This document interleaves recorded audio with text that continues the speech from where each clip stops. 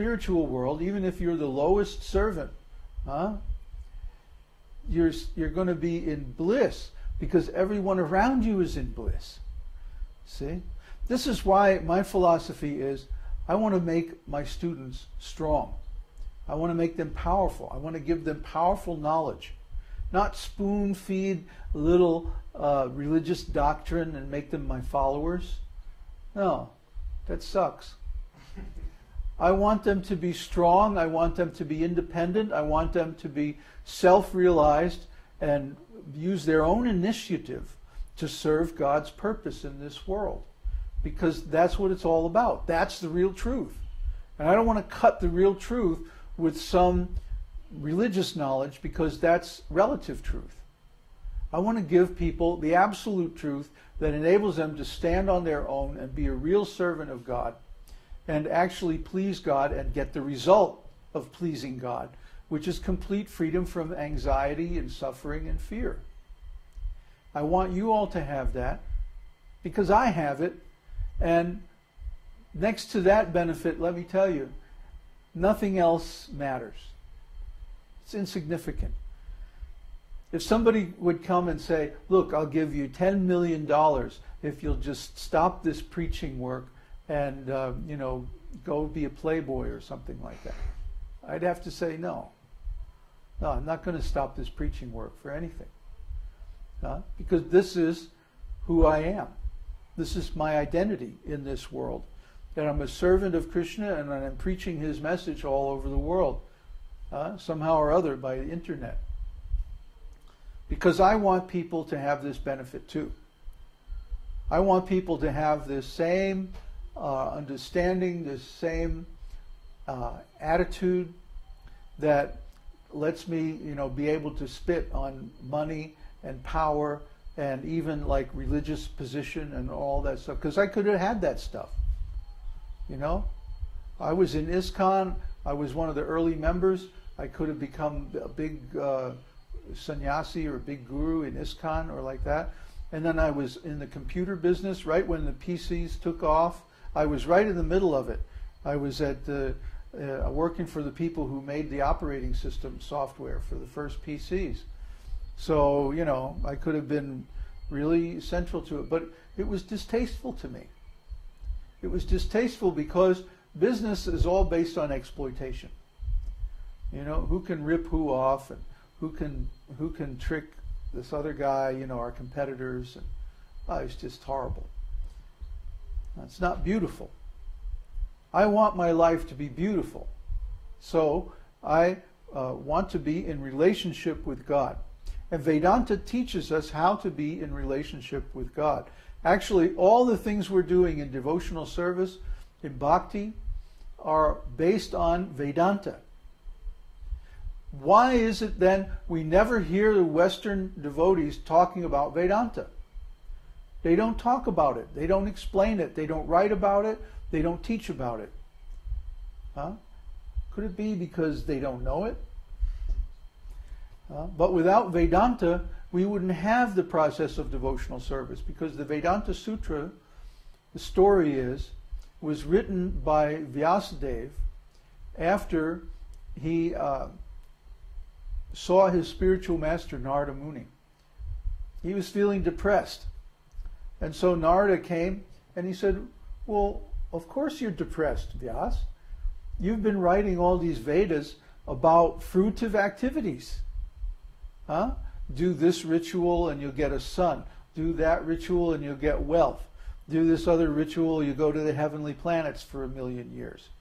And that's all nice and everything, it's helpful to people, but it's not the highest benefit. It's not the highest welfare that you could give them. So you should write about that. You should write about the highest. Describe the pastimes of the Lord, because those pastimes are what gives people liberation from this material world. And that's what we want. That's what we want to give them. We want to give them the highest benefit possible in this material world. So Vyasadeva sat in meditation, and he meditated on all these topics in relation to Krishna. And he was writing notes while he was meditating. Huh? You know, like you go to a class in school and you write these little notes, and nobody else would know what they mean except you, right? Because you write them in your own little shorthand language. So similarly, the Vedanta Sutras are Vyasadev's notes that he took during meditation while he was preparing to write Srimad Bhagavatam. Srimad Bhagavatam is the esoteric teaching of the Vedas. So the Vedanta Sutras are like the essence or the cliff notes for the esoteric teaching. And if you understand Vedanta, then you understand the import or the purport of Srimad Bhagavatam without having to read the whole thing. The only problem is Vedanta Sutra is very, very difficult. Huh? It's over? Yeah. I thought we had 5 minutes. They are almost like we have 2 minutes or 1 minute or something, so it's better to stop now. Well, there's a flashing tape in the middle of the screen, so it's to safety, it's changed it. Oh, okay, we have to change the tape. Now, Ulla was saying, is there an English translation of Vedanta Sutra? Yes. Writing it. No, the sutras were translated, well, actually as far back as about 1850, 1890, something like that. They were translated into English along with commentary by our predecessor Acharya Baladev Vidyabhusana. And so they've been available in English for quite some time. The problem is they haven't been available from our own sampradaya. They've been available only from other lineages, and not from the Gaudiya lineage. So we haven't had a version of Vedanta that actually gives the Siddhanta conclusion, philosophical conclusion of our own lineage. We only had the commentaries by Ramanujacharya, Acharya, and these other lineages.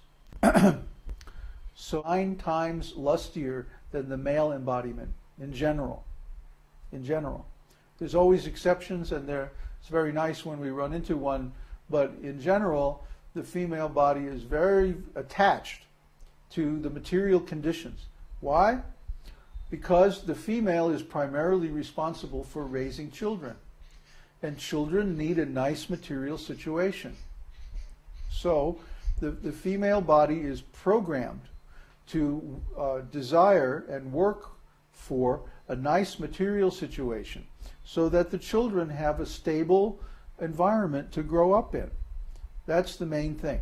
That's the actual motivation behind all of this. And then, of course, it becomes habitual. And even after the children are gone, the people in the female bodies are still following the same program, even though it's actually not appropriate or applicable to other stages of life. So yes, they want to go to the heavenly planets because they think, oh, everything is very nice there for raising children. What was that? Oh, the computer tried to speak with me. Oh. So anyway, we're getting good sound and video? Yeah, sometimes the video is a bit funky, but most of the time it works nice. Great. Oh, that's really good. Yeah, I'm glad we finally solved that problem and got the upgrade, and now it's working good. So, any other questions? Yeah? Should we preach at all to this kind? Somehow or other, I find it very frustrating in my experience. I wonder what he's talking about. We know what he's talking about. But we can discuss this later.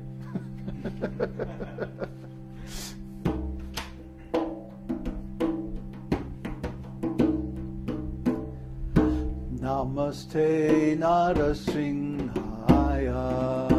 Namaste Narasimhaya. Prahlada Dayine. Prahlada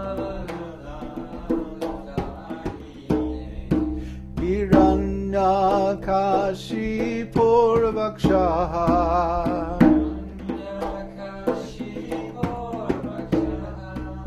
Shila Tankala Kalaye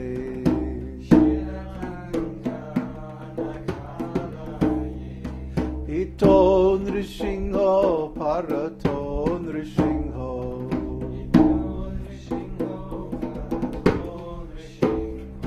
Jato Jato Damitato Nrishingho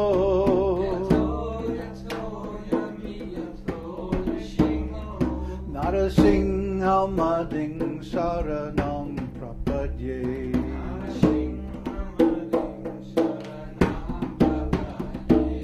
Tavakara Kamalavare